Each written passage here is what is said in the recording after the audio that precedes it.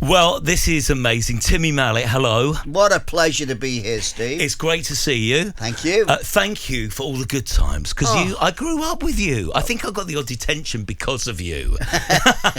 Blame me. I'll take the rap. So many questions. You come up with this list of songs. Now, you were pretty immediate when you gave me your 80s playlist. Was this a difficult task? No, it's dead easy. It's really easy to think about songs from the 80s that really resonate and matter. And it's an interesting thing about the different periods in our lives and why the 80s work so well.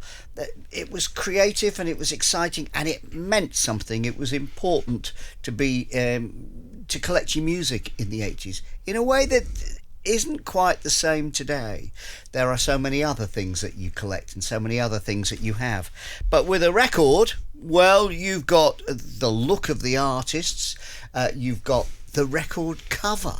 I mean, even an album cover is wonderful. I have a friend with album covers all the way around the wall. They're so special, aren't they? Well, we went round the other day having a look at them, and you could, without the name of the band, you knew exactly what it was. Yeah. Okay, there's Trick of the Tail, there's Dark Side of the Moon, there's Sgt. Pepper's, it was brilliant, the whole thing.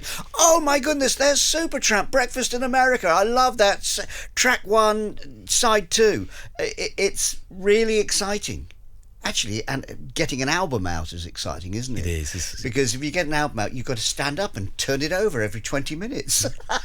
Now, the first song on your list is Bluebells, Young at Heart. Tell me about this. Why have you picked this one? I love this.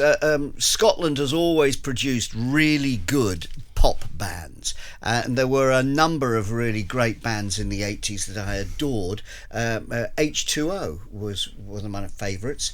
There's Stuart Adamson, of course, from forgotten the name of the band. What's the name of the band? Stuart Adamson. Stuart Adamson. Yeah, Stuart Adamson was the lead singer with them. Okay. You know what's the name of the band? Look it up. Go on, Google it. Come on, Jack. Get on with Jack. it. You're the producer. I know this band. Big Country. That's it. Oh, Big Country, celebrating their 40th anniversary this year. Well, okay, so we have great bands from Scotland. Yeah. The Bluebells, H2O, another favourite of mine, Big Country, and the Proclaimers, of course. But the Bluebells, this is a gorgeous song about being young forever. Yeah. And what makes the difference in our lives is keeping an open mind and enjoying each and every day. And it starts off with this lovely burst of chords and you go, yes! And I guarantee you'll smile all the way through this. Lovely. Timmy Mallett's here. We're doing my 80s playlist. Timmy, question for you. Before I knew who you were, before I saw you on TV and loved your appearances, the games, the TV show, you were in radio, weren't you? Yes, I started out my career in radio and I found my love for it at university. I went to Warwick and there was a campus radio station. There are many radio stations at many universities these days, and it was really good fun to play at being a DJ. And I got a job working at Radio Oxford for a month thereafter, which turned into 2 months, which I made myself indispensable. And on the day that Elvis died in 1977, I got to play all Elvis tracks for the evening, and it was really rather special. And they said, "Okay, we'll let you loose on the air." Wow! And that led to doing shows on Radio Luxembourg out in the Grand Duchy, which was a joy. And a real privilege. And then I moved to Piccadilly Radio in Manchester, and that was a great station. And I did a teenage pop show every night, so I would play all these bands and all this music from the 80s, and I really enjoyed it. And that led to telly, and then of course the joy of having my own #1 hit record. I never thought that was going to happen. We're going to talk about this because I've got 1,000 questions. Okay. Just tell me about Dream Academy. This is a beautiful song, isn't it? This has an atmosphere of its own, a mood of its own. Why do you like this one? It brings up the hairs on the back of your neck. It's an absolutely wonderful, thoughtful song with an oboe. An oboe playing on a pop record, yes. And having grown up in the north, I was born in Marple and then lived for many years in Hyde, then Didsbury, South Manchester. I recognise the feeling of this life in a northern town.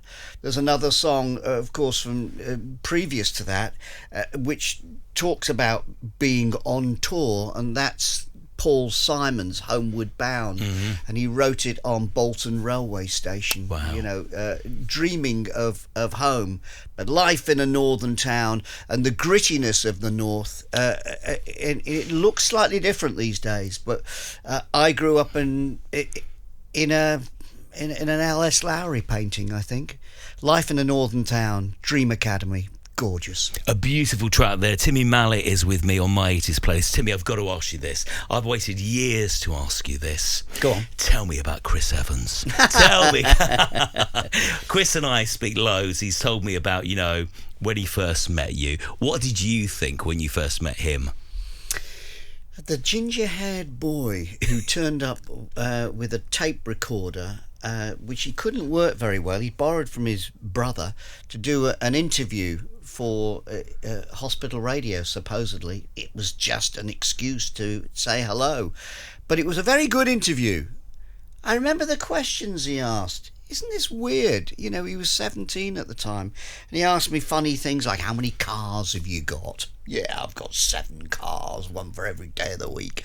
And, which are better, newts or tadpoles? And it was very good. And I sort of thought that he'll be an interesting character to have help on the show. So I got him in to open the post and to sort out the pile of records that we would play and answer the phones. And after a little while, I thought he could do a character on the show. But you can't have him on with his real name. You've got to give him an invented name. And we came up with the idea of Nobby No Level, who had a no level in nothing. And his catchphrase was, "What I don't know, I don't know." And so forever since then, I've always called him Nobby. And he'll always call me boss. And that's how we greet each other. Hello, Nobby. Hello, boss. And all these years later, you still absolutely love each other. Oh, you we're live good close. friends, and we're about a mile apart from where we live, very close. And did you know, another question for you, did you know back then, did you see something did you see a flare and did you think you're going to be as big as, he eventually did become? I think he's always had that special magic. Something that's keen, enthusiastic, and ready to embrace the opportunity that comes. And it's about making the most of our opportunities, isn't it? Mm-hmm. And when you see somebody who wants to make the most of every day and every single meeting, it's such a joy. And it's it's contagious, isn't it? It's the same with you, Steve. I can see the magic in your show too. Thank you. And it's really, really special. So God bless him and God bless you both. Well, it's lovely to have you here. This next song is happy. It's fun. When I hear this next song, this Kissing with Confidence, this is the 80s. I always say, why have you picked this? It's lovely. It's the kind of song I would expect you to like. Will Powers, Kissing with Confidence, in a brilliant video. It was cleverly made. And the idea was actually taking the mickey, I think, out of those self-help books, How to Win Friends and Influence People, Dale Carnegie. And it was at the time when we've got the answer to whatever your issue is. I'm not sure it would be made today because, we're more thoughtful and conscious of mental health and teenage angst, if you like. These days, if you want the answer to anything, you go onto TikTok and you find it in a little video, don't you? But back in the 80s, you'd turn to Will Powers and the wonderful voice which is put through a voice decoder. I think it's Carly Simon singing it. And it's brilliant. I actually did an interview with them at TVAM when the record came out in 1983. But it's got this lovely line in here about, will my braces clash? Will I be able to breathe while the kiss is going on? And do I have spinach on my teeth? It's all going on, isn't it? Kissing with confidence, Will Powers. Timmy Mallett's here with My 80s playlist. Our next song is The Cane Gang. Yeah. This is another song which is like the spirit of the 80s in one song. If an alien came down to Earth and said, what was the 80s? You just play them this song. Why have you picked this one? It's a great song, lovely mood. It feels like an American road song, and in fact it was in the video. It's a little bit like Everybody Wants to Rule the World. It has that same feel. When you hear the opening notes, you go, I know this, I love this. It's about good times and bad times. It's about things going right and things going wrong, and listen, embrace them both. Change is supposed to happen, constant change. So embrace it. Each day is a new opportunity. Motortown, Cane Gang. Let me ask you, when we talk about change, relevant question to ask you, how did your life change when you suddenly started appearing on TV? Especially when you got onto TVAM, because that was a real, like I said earlier, you kind of mapped my childhood. I watched you religiously. In the mornings with Mallett and Mallett. You were such a big star, weren't you? Steve. Thank you. Tell me about how your life changed. Dramatically and overnight. TV back in 1980 was 2 channels. Three channels, wasn't it? BBC One, BBC Two, and ITV. Before Channel 4, wasn't it, really? Well, Channel 4 started in 81, and then there was going to be something brand new, which was going to be breakfast television, because TV didn't start until later in the day. It's amazing. You had schools programmes on, and then you'd kick off with the family entertainment around about tea time. You'd have some children's programs which were universal, everybody could see them, and then you'd have your soaps and a little bit of news, which was serious, and then you'd have your entertainment and your big show which everybody would talk about the next day. It becomes the conversation, the shared experience of, did you see last night? Can't wait for next week. I wonder what's going to happen. What will the twist be? And then at midnight, the telly went off. That was it. Yeah. So in 1983, they said, well, let's do television at breakfast time. Nobody will watch TV at breakfast. And of course we did. Yes, and they did. Yeah, they did. And what was very apparent with that was that you're in people's living rooms and bedrooms and kitchens when they're getting ready for the day, and you're part of their the makeup of the day. So somebody said, and I think they were right, that if a child loves you at 7, they love you forever. Yes. And wow, that's quite a responsibility, and what a lovely, lovely, joyous thing to have experienced. In some ways, almost like a golden age of TV watching, because now there's a plethora of channels, so much choice. We go off down our own little rabbit warrens, don't we? And we find our own little niches of the things that interest us. We don't have quite that same shared experience.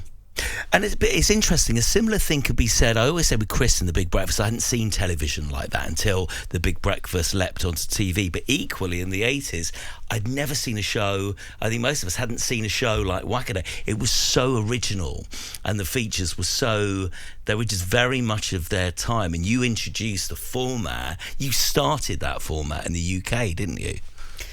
Well, that's kind of you to say. Thank you. It's when I think about Wackaday, it was made up as we went along. So I'm Roland Rat's replacement. Yes, because he went to the BBC, didn't he? Yeah. Rat leaves sinking ship. And he went. It was announced on the Friday that he was going, and so we've got a half-term holiday program starting on Monday. We better fill it with something. Timmy, we'll give you a cartoon and a make and something and do something entertaining. Oh, right. And you're on Monday. Okay. And good luck. Let's see what happens. Oh, and by the way, it's live. Oh, right. So an awful lot of it was working it out. And then we'd do little film stories, which would be taking our film crew to different parts of the world or different stories and tell a story, put a gag in there, and invent some language. So we'd have all sorts of invented language. Germany became Blamany, and there's Norway. I'll go to Norway. Can you believe it? Of course you can. Those things become part of the language, and I'm often reminded of them by little wide awakers who are now 40. That's amazing, isn't it? People have grown up with it. It's incredible. Let's talk about Paul Simon. You Can Call Me Al. Yes. This is amazing. It's another really pivotal song from the 80s. If you don't know the song, you know the video. Yeah, the video is brilliant. Chevy Chase. Chevy Chase, isn't it? Where he comes in and mimes the song. Yeah. And it's the height difference between big, tall Chevy and tiny little... But it's so simple, just putting them together. So sweet. Yeah. And it's really lovely, and you warm to it, don't you? That's a brilliant album. Graceland is the album, isn't Yes. it? Yeah. Yeah. I love it. You Can Call Me Al. You can call me Al or you can call me Timmy. I answer to both. Can I ask you, got a couple of is this true questions for you. Now, Timmy Mallett's with me on Virgin Radio 80s Plus. We're doing my 80s playlist all this week. So, is it true that you hit Margaret Thatcher over the head with the mallet? Because please tell me it's true. So it's a Christmas party at the House of Commons. What? For MPs and the kids of MPs. Right. Okay. So it's December 1987, and I go along to the House of Commons where there's I think it was Kim Wilde was with me. And the kids were there, and they all wanted to be bashed on the head with the mallet. And then in came the Prime Minister, and she said, "Ooh, what's that?" And she knew exactly what it was. I said, "It's the mallet." She's been watching. It's the mallet. Mallet's mallet. She said, "Ooh, what does it do?" I said, "It does this." Bop. And what happened at that moment? Were her security by her? Well, there's a lovely photo that I've got at home, and you can see in the background that there's, one of her flunkies has got this look of utter, I don't believe he's done that. She was very happy. Very happy. She knew what she wanted. She wanted a good photo, and it'll be a good opportunity. Proclaimers is next on your list. Yes. Why have you picked this one? Okay, I did a cycle circumnavigation of Britain recently. Okay, that I started off at Paddington, because everybody knows where Paddington is. Yeah. Everybody. Okay, and I wanted to start somewhere busy and manic with loads of people all going off on their own different journeys. And we're all doing this every day, aren't we? I might be going to the shops or going to work or going for meet somebody or going to a show. Doesn't matter. I'm just going on a little bike ride. I'm going to go down the Thames, and when I get to the sea, I'll chuck a right. I'll keep the water on my left, and if I keep going all the way around, eventually I should come back to the Thames again, having done a circumnavigation of Britain.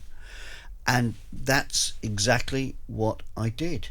And it took 4.5 months, just under 5,000 miles. And around that coast, I followed in the footsteps of a great artist hero of mine, Joseph Turner. We've all seen his wonderful images. Well, he, in 200 years ago, went off and painted views of Britain to show how glorious it was, because you couldn't go to Europe at the time. There was a Napoleon rampaging all over Europe, and so he said, well, let's have a look at Britain. And I thought, I'll go and have a look at how Britain looks. And I discovered that it's the best, most wonderful, glorious coastline in the world. You look like you were having an amazing time, and I Thank saw you. that footage of when you returned and how emotional it was. Yeah. You know, it was quite a moment in your life, wasn't it, doing that? Yeah, it has been. It's realising that, you seize the day, make the most of it, and have a go. And, I'm in that little period of my life that is best described by my friend as the golden years, when you you have your health, your stamina and your interest and your determination, and if you don't do it now, there's a chance you may never do it. Right. So do it if it interests you and inspires you, and if you're curious, be curious.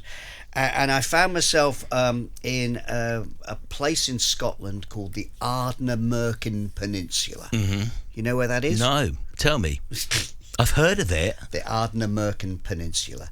Loch Arbor no more. Does that make sense? Yes. You've heard that line? Yeah. Where's that from? I don't know. It's from the Proclaimers. Right, okay. Letter from America. Right. Okay, and when you go, will you send back a letter from America? Of course. And it's a song about the Highland clearances when, after the Jacobite rebellion. Do you know about this? Am I teaching Please you entertain things? me. Go on. This is Educate about me. real history. 300 years ago, the Jacobite Bonnie Prince Charlie and his failed rebellion, there were the Highland clearances, and people were expelled basically from their crofts in Scotland and replaced by sheep. Yeah, very sad. But the essence of their culture and what they hold dear is with them to this day. Right. Wherever the Scots have spread across the globe, they hold it dear. So you see it in places like the Hebrides. You see it in the wonderful North Coast 500 route that takes you around those lovely lochs and mountains of the Highlands. And I heard this song and found myself singing it at the top of my voice through the Ardnamurchan Peninsula in the rain, and it just inspired me to keep going and to say, this is glorious, I love it, and thank heavens for the Proclaimers. Perfect. Timmy Mallet, hello, you enjoying this? I'm loving this. This is very good. So it's lovely to dig out songs that have had an impact, and they can have had an impact 40 years ago, or they can have an impact today. Exactly that. Now, let me take you back to the summer of 1990 now.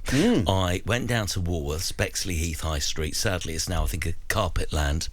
And with £5, and I bought your song on CD single and like a barrow full of pick and mix, because it was Woolworths. This is what we did. But I always remember looking up at that big shelf of singles, and there was like Elton John in the charts at the time, and George Michael, Madonna had Hanky Panky. There were all these massive artists. You were at number one. Yeah. Let's talk about that. How did that happen? Number one. Not number two. Number one. Number one. Number one. And for weeks and weeks as around well. the world. I mean, that summer was your summer, wasn't it? Yeah, it was. I mean, yeah. Wow. Yeah, it was. Tell me a bit about that. I hold that summer really special, and it went so quickly, and I knew it was going quickly, and I knew I should remember every single second, because it was just so glorious. The weather was perfect, and I had a phone call saying, would I come to tea with Andrew Lloyd Webber? Now that's not a phone call or an invitation that happens every day. Okay. And he said, I've got this idea to do Itsy Bitsy Teeny Weeny Yellow Polka Dot Bikini, and I'd like you to sing it. And I said, well, I'm not a singer, actually. I've got a mallet, and and I do a TV show. She said, yeah, but you could give it a go, couldn't you? And I said, well, the trouble is, of course, on Friday I'm going off for a 5-week filming trip. Oh, right, well, this is Monday evening, so we've got a couple of days, let's say Wednesday, and the backing track is ready. Yeah. And Nigel Wright, my musical director, has his lovely studios in Chertsey in Surrey, and he'll record it. Oh, okay, let's give it a go and see what happens. So we spent a joyous day singing Itsy Bitsy, and it was really lovely with Nigel and his assistant Robin. And then I went off on a filming trip with a little cassette of the song and thought no more about it. And by the time I came back, it was released and in the charts, climbing through the summer. And then one of the newspapers, I think it was The Sun, had a front page picture of Princess Diana, and the headline was "Itsy Bitsy Teeny Weeny Dies a Dream in Her Bikini." Wow, what a great headline. Wow, brilliant, utterly brilliant. And lo and behold, it climbed the charts, and I remember very clearly on the TVAM going into the makeup room, and there was Simon Le Bon and John Taylor from Duran Duran, and they said, well done Timmy, you're going to be number one on Sunday. I said, oh, not sure. He said, I've seen the midweeks, mate, well done. Wow. Timmy on the tranny's going to be number one. And I'm thinking, wow, these guys do this every week, and they're congratulating me. Yeah. And lo and behold, it was number one. But not only was it number one, you couldn't get you off the number one spot. No. It was, like I say, it was the whole summer. And incredible. You know what the highlight was? Go on. September the 8th, my wedding day. I married Mrs. Mallett, and I was number one in the charts. Wow. And I remember, because I said, this is utterly brilliant. I'm number one, but I'm marrying the number one girl in the world. Oh. Yeah. And we talk about it every year on our wedding anniversary. Yeah, it's brilliant. I'm just thrilled to bits with this, and it went around the world, topping the charts, and it still brings a smile to my face. Lovely. And I sing it as often as I can. I'm going to sing it now. Go on then, let's do it. And everyone should watch you on Top of the Pops, because that was a great performance. Thank you. Timmy Mallet, the amazing Timmy Mallet, is here. I've always wanted to meet you. It's so good to meet you. I'm really enjoying this. It's good to meet you too, and I love your show. Thank you. Princess Diana, I've got to ask you this. Another question.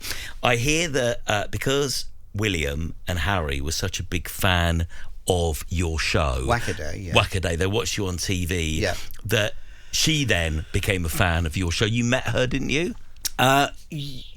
I can't remember ever meeting her. No, I don't think I did. But I do know that she and the boys would watch. I mean, they're perfect wide awaker age. They aren't they? Exactly. And what they were doing was the same as what you were doing, Steve, and every other family at that time, is you would sit down and watch it as a family. Yes. It's a time for mum and the kids.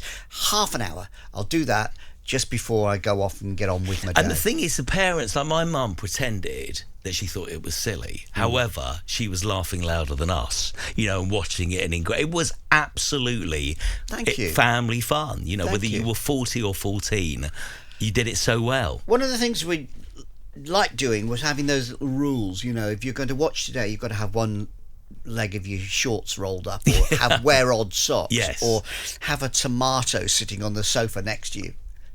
Oh, you can't watch unless you've got a tomato sitting next to you.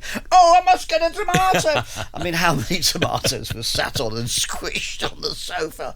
But what fun to give you rules and little bits of language that here's the joke, and if you repeat it every day, it becomes ours and we take ownership of it. And that was really good fun to do. So as we go into Talking Heads, I've got to ask, you can say no, but can you do the whole Mallet's spiel and give me the rules? Can you still do it? Can you do it as we go into this for me? Mallet's a word association game where you mustn't pause or hesitate, repeat a word or say a word I don't like. Otherwise you get a bash in the head like this or like this, and it's one with most bruisers who loses look at each other and go, blah! There's only two of us in the studio, but we are gonna come on. Let's give it up for Timmy. That was an absolute joy. Mental as Anything is your next song, Timmy Mallet. This band wouldn't be called this in 2024 if they were releasing this now, would they? Nope. Do you think with Wokery and, but what a band. Tell me more about, is this a one-hit wonder? They're not, actually. They're a one-hit wonder in the UK, but not in their homeland of Australia. Right. Okay, so their lead singer, Greedy Smith, who wasn't particularly greedy, but he just would, after each gig, say, I could really do with a Mackie D's, and go off and eat a whole burger, just shove it in one go. So they called him Greedy. But they had a lot of hits. One of their hit records, which I really love, has the title, If You Leave Me, Can I Come Too? Genius. What a great song. But Live It Up was featured in Crocodile Dundee. Right. And they were good friends with Paul Hogan, who had made his name as a painter on the Sydney Harbour Bridge and a bit of a comedian. And he got a bit of a break on Aussie TV. And that led to his film career. And Mental as Anything were in the right place at the right time. Reg Mombassa is also a member of this band, and he's a really fine artist. And his art is used a lot with clothing companies. Mambo were a favourite clothing company of the 80s, and he designed all their shirts and stuff, and I've always admired them. So live it up and put a smile on your face. Amazing. Now, Colourfield, thinking of you, I always think actually strangely of Terry Hall as soon as I hear this. Yep. Well, this is the song that I go to. It's amazing, isn't it? Tell me more. It is a really magic song, isn't it? Yeah. Terry Hall at his finest, I think. He is always known for the specials and Ghost Town, yeah. Which is rather a depressing song, actually, about things going wrong. Okay. And then he had Fun Boy 3, but the Colourfield is when I think it could do what he actually wanted to do. And what he wanted to do was to move from Coventry to Stockport. Yes. Now, let's just think about that. Not too many people would choose to move definitely to Heaton Mersey in Stockport. You'd go to Cheadle perhaps, or you'd aim for Marple, but I'm not sure you'd go there. And he said, well, I want to be close to Man United because I'm a big Man United fan. Mm-hmm. And then he found Strawberry Studios in Stockport and said, no, this is where I'm going to record.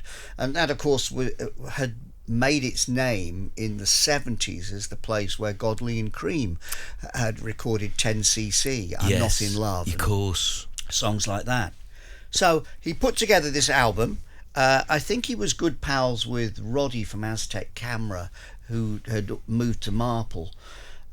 Which is where I was born, actually. Mm-hmm. And they brought a special bit of magic to their music. And they called themselves the Colourfield.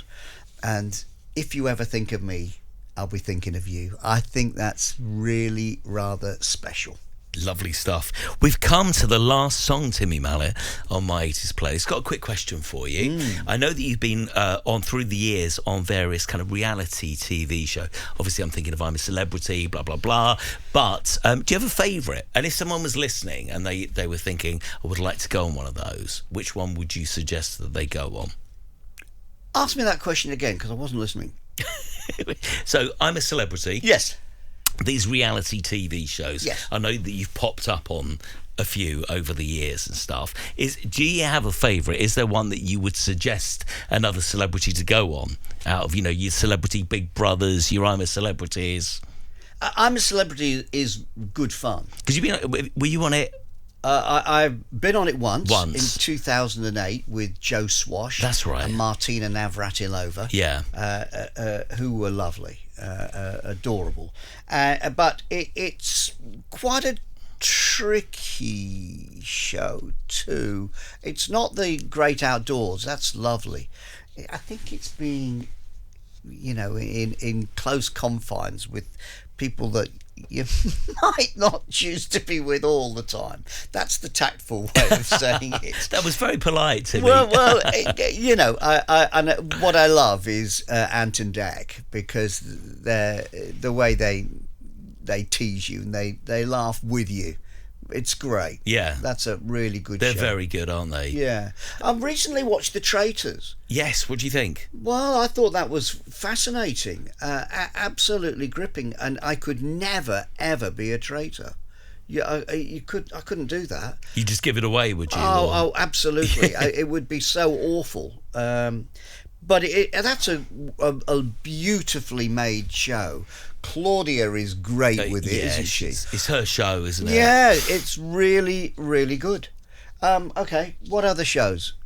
Have you done Celebrity Big Brother or not? You no, haven't done that. But you were in I'm a Celebrity twice because you popped up. I went to as a standby. Yes. I had a wonderful holiday. So what happens there when you're a standby? You just get the hotel, the 5-star hotel, do you? Or There's no just about it. It's unbelievable. It was great. So let's go out first class. Yeah. And have a lovely time in a lovely hotel. Yeah. Isn't it Versace Hotel? Yeah. All expenses. Yeah. And then, we don't really need you, so I'll go and have a holiday. That's fantastic. Wow. And you still get paid as well. My goodness. Yeah. Great. All right. Listen, Queen. What do you think of Queen? Did you ever meet Freddie Mercury? What do you think about him, the legacy? Tell me everything. Yeah. Okay.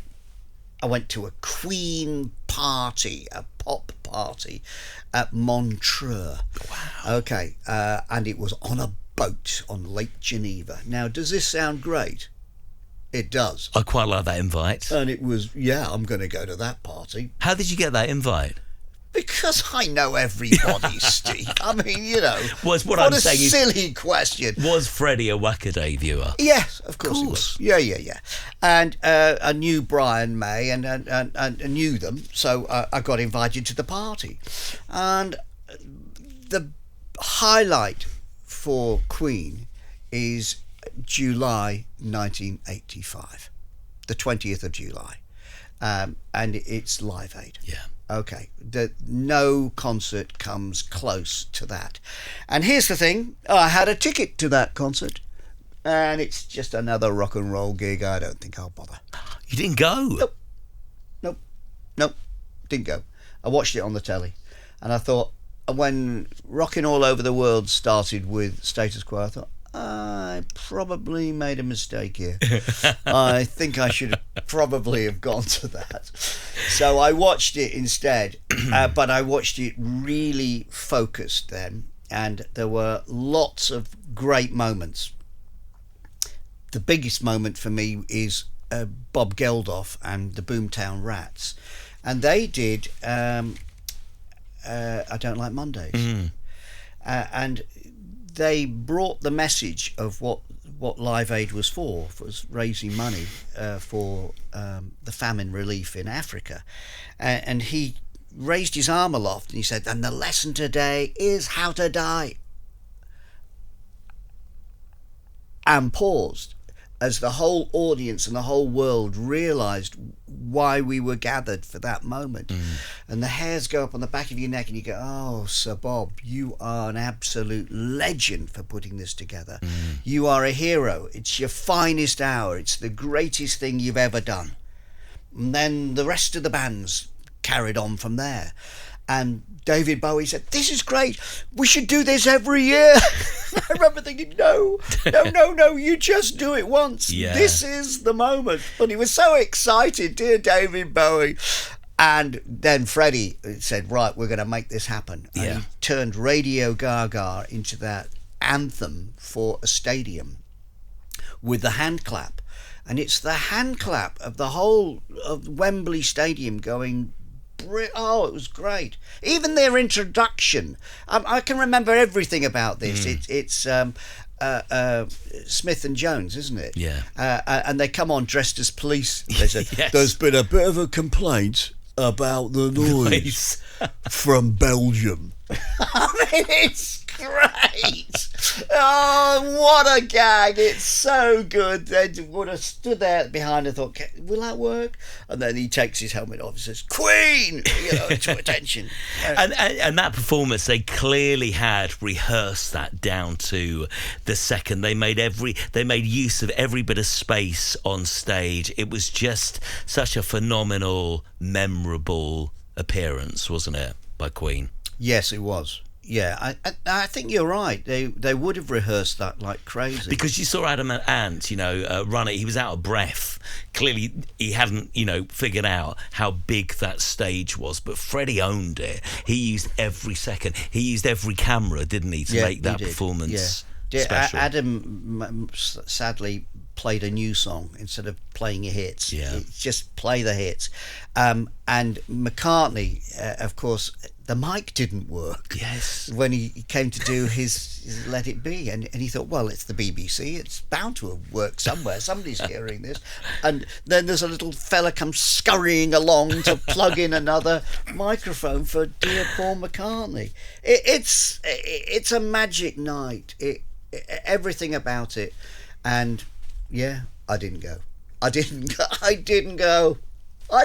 I could have gone. Timmy Mallet, thank you so much, not only for coming in and for chatting to me and giving me all those great stories, but thank you for being one of my heroes. Oh, thanks, because Steve. you are, and it's so lovely to meet someone who's even lovelier than you would have ever thought. So bless you and thank you. We all love you here. I got a present for you. Go on. Yeah. You ready? Hang on, it's just in here. Wow. I brought you a jar of my homemade Mallett Blarmanade. Blarmalade. There we are. Look at that. Thank you. It's I love this. It's the thing to make in winter, and the kitchen smells of oranges. And I've got this big preserving cauldron. Yeah. And it's a recipe I've inherited from my mum. Yeah. And so I slice up the orange peel, and it takes several days to make a batch of marmalade. And I make just jars and jars of it and give it away to people I like. Well, thank you, That Timmy. includes you. Bless you. Thank you very Enjoy. much. Hope it brings a smile to your toast.